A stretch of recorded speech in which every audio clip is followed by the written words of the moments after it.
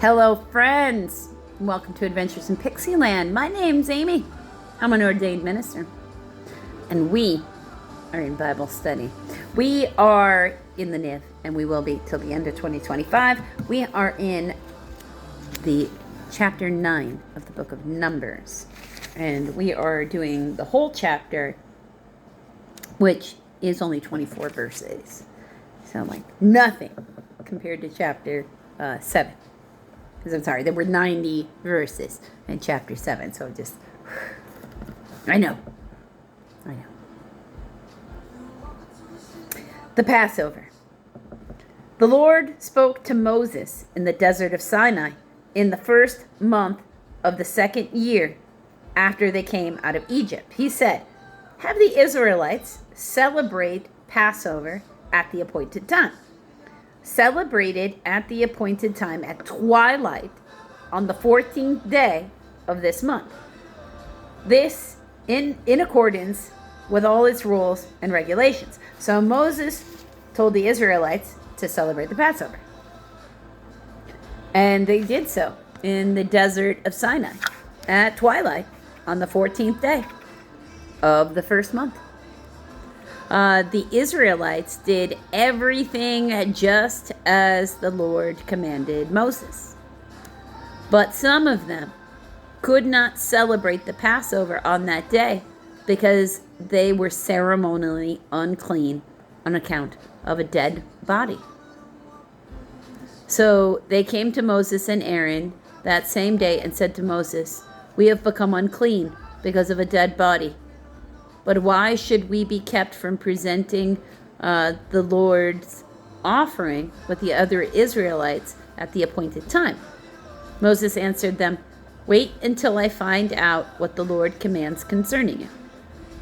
Then the Lord said to Moses, "Tell the Israelites, when any of you or your descendants are unclean because of a dead body or are away on a journey, they may still celebrate the Lord's Passover. They are to celebrate it on the 14th day of the second month at twilight.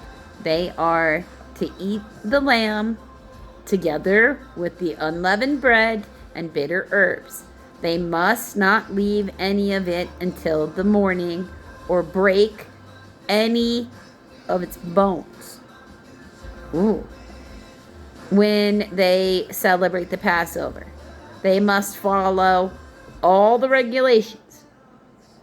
But if a man who is ceremonially clean and not on a journey fails to celebrate the Passover, that person must be cut off from his people because he did not present the Lord's offering at the appointed time. That man will bear the consequences of his sin." Keep that very straight, okay? "Any alien living among you who wants to celebrate the Lord's Passover must do so in accordance with its rules and regulations." That is true. You must have the same regulations for the alien and the native born.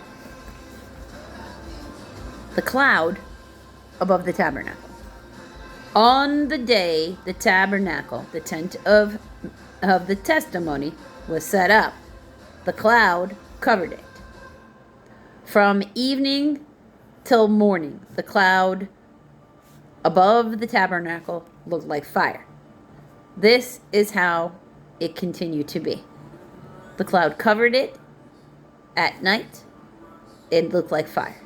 Whenever the cloud lifted from above the tent, the Israelites sat out.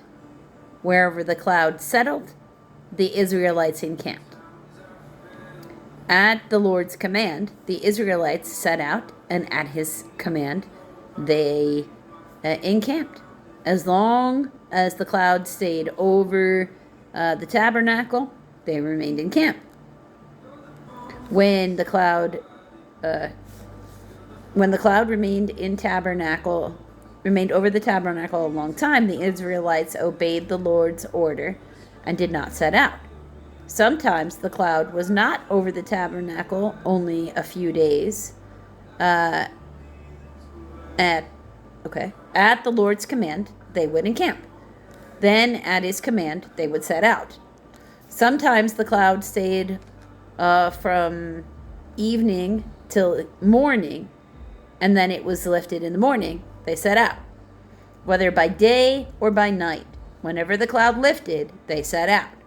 Whether the cloud stayed over the tabernacle for 2 days or a month or a year, the Israelites would remain in camp and not set out. But when it lifted, they would set out. At the Lord's command, when they encamped, and at the Lord's command, they set out. They obeyed the Lord's order in accordance with his command through Moses.